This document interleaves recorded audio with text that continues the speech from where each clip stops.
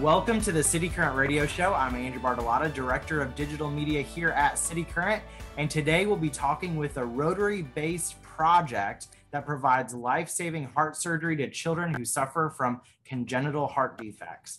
Joining me today is the founder of Gift of Life Mid-South, Bill Pickens. Bill, thank you for joining us today. My pleasure. Now, walk listeners through the mission of Gift of Life Mid-South and the life-saving work that you're doing to children around the globe. About 5 million children in the world are born each year with some type of a congenital heart defect. The problem is that, and some of it may be just as simple as a hole in their heart, which didn't heal up, didn't close up.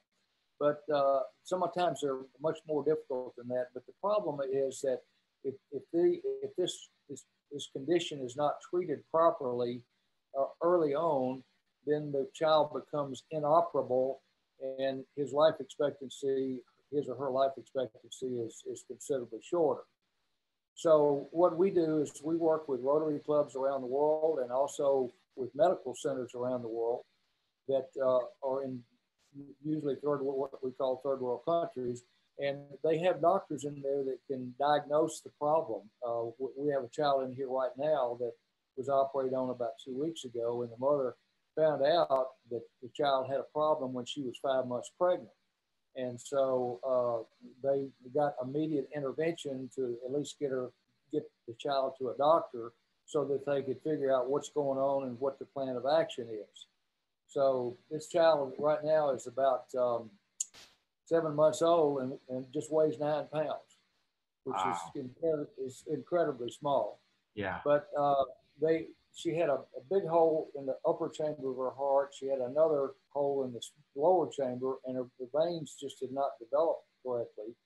So 2 of our surgeons, Dr. Craig and Dr. Boston, operated on this child for 6 hours.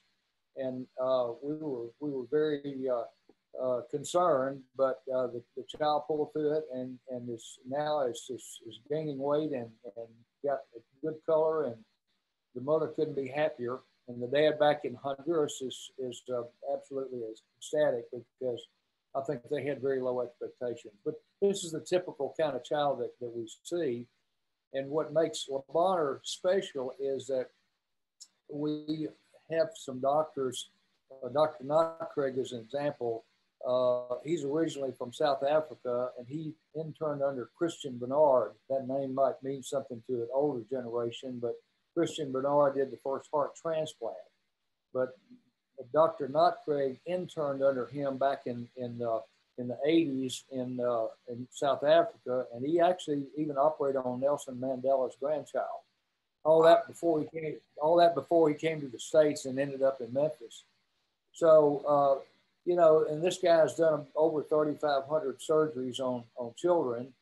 And Dr. Boston, who also does heart transplants, he's the other doctor that does the surgery on our children. So usually children that can't be fixed on a heart mission end up coming to our shores and come to LeBonner because we've got one of the top rated children's hospital in the country for about the last 10 years, and especially in the field of cardiovascular. We're blessed in Memphis to have such a great community of hospitals, from St. Jude to LeBonner, Baptists. There's so many that are in our back door that we have access to that a lot of places around the country and around the world do not have that access to. So it's great that Gift of Life Mid-South is really bringing those children across the globe to have these life-saving surgeries.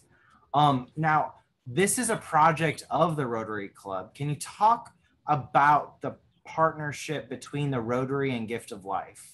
I was at a company meeting. I was in the securities business for about 45 years, financial services. And I met a gentleman at another venue that we had. And we got to talk, and the more he talked, I looked at him, I said, "You're a Rotarian, aren't you?" And he said, "Yeah, how can you tell?" And I said, "Well, you got all the little buzzwords." So we got to talking a little bit. I said, "So what do y'all do to raise money, and what are some of your projects?" He says, "Well, we've got this project called Gift of Life that was started back in 1975 by a group of Rotarians in Manhasset, New York. and they brought a 5-year-old girl from Uganda in, and she became the first recipient for a gift of life. So as time went on, they did more and more projects, including there was a boy from South Korea that was brought back to the United States on Air Force One with Ronald Reagan and Nancy to have heart surgery. Now, how they managed to pull that off, get that together, that was an amazing story in itself. But those two people, Grace Aguar, who's the lady from Uganda, she's become a worldwide spokesman for Gift of Life. She came to Memphis twice to help us get our program started, and so we decided that we wanted to try to do a program with Le Bonheur if Le Bonheur would do it, because we knew they had the capabilities. So the funny little story is that we went to see Mary Armour, who was the new CEO at Le Bonheur, and talked to her about what we wanted to do. And she sat there and she said, okay. And I said, I'm not sure you're getting all this. Let me go back over this again. We want to bring children in from around the world to have heart surgery, and we want this done at a highly discounted price. She said, can you not take yes for an answer? So what I found out was that she had run a Gift of Life program in Cleveland before she came to Memphis. She knew more about the program than I did, but we formed a great partnership, and I'd say we brought about 110 children from 12 different countries to Memphis to get this special care. How can the community get involved to help Gift of Life? Well, there's several different venues of needs that we have. We typically bring in 12 to 15 children a year. A lot of them come from Latino countries like Belize, Honduras, Trinidad, Tobago, Panama, a lot of Spanish-speaking countries, because we've got good airline connections. But we brought about 7 or 8 kids from China. We brought kids from Kosovo.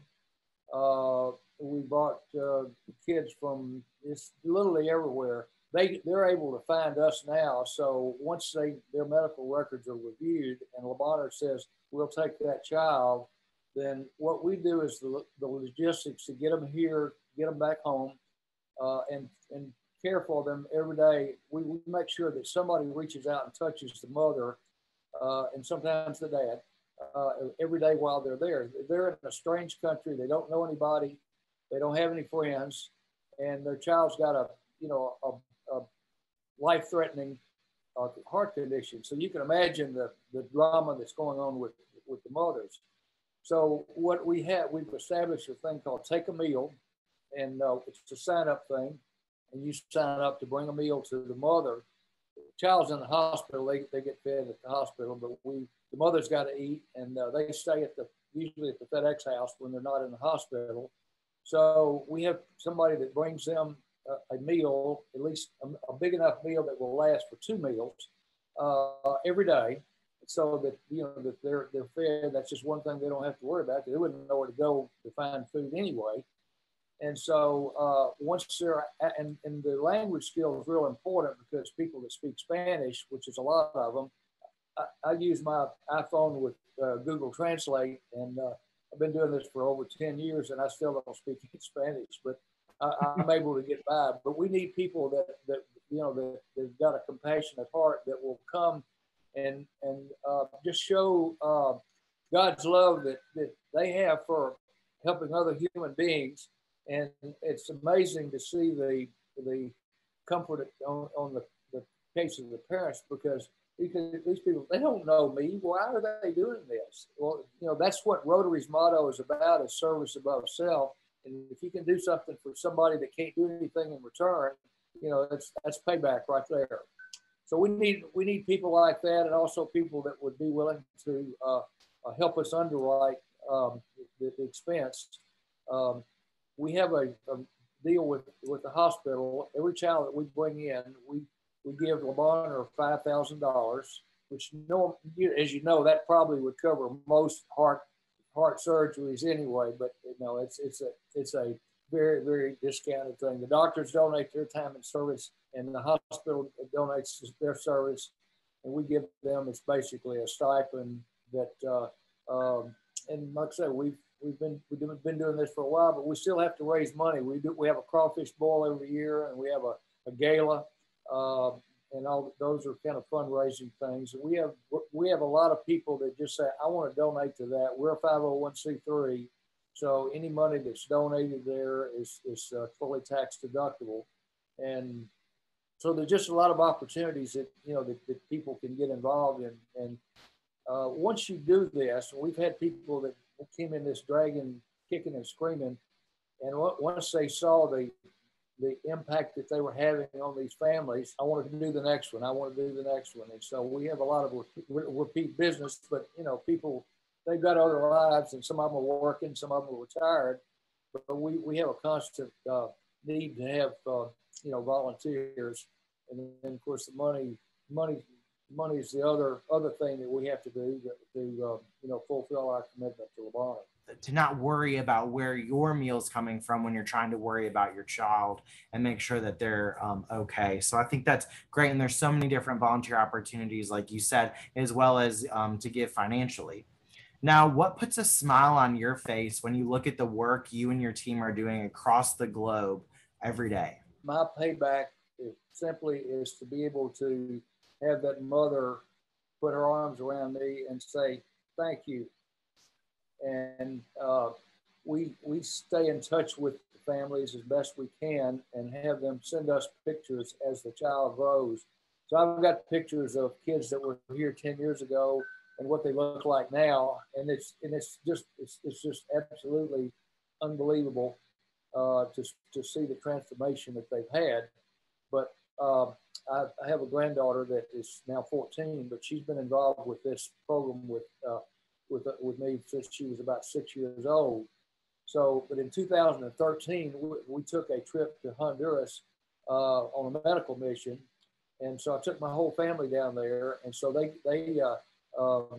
put together a little party for us, and all of the parents brought gifts to my granddaughter.